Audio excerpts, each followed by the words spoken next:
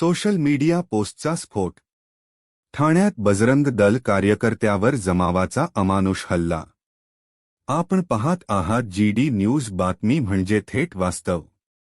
ठाणे जिल्ह्यातील रबाळे MIDC परिसरात ख्रिसमसच्या सणाच्या आसपास एक धक्कादायक घटना घडली आहे.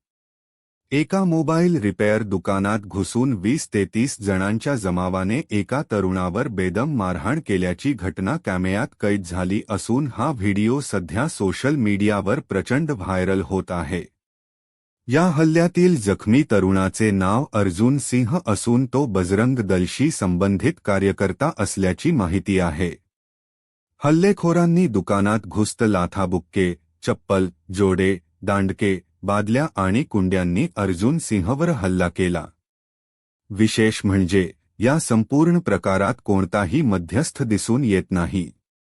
मिळालेल्या माहितीनुसार ख्रिसमसच्या दिवशी अर्जुन सिंहने सोशल मीडियावर एक वादग्रस्त पोस्ट टाकली होती. त्या पोस्टमुळे काही लोकांमध्ये तीव्र संताप निर्माण झाला आणि त्याच रागातून हा जमाव दुकानावर चालून आला.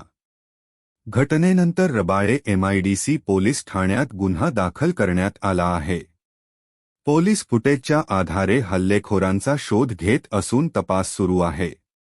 या हल्ल्यात अर्जुन सिंह जखमी झाला असला तरी सुदैवाने त्याची प्रकृती गंभीर नसल्याची माहिती पोलिसांनी दिली आहे. ही घटना पुन्हा एकदा दाखवून देते की सोशल मीडियावरील भडक पोस्ट समाजात तणाव निर्माण करू शकतात. मात्र कायदा हातात घेण्याचा अधिकार कुणालाही नाही. आपण पाहत आहात GD न्यूज, बातमी म्हणजे थेट वास्तव.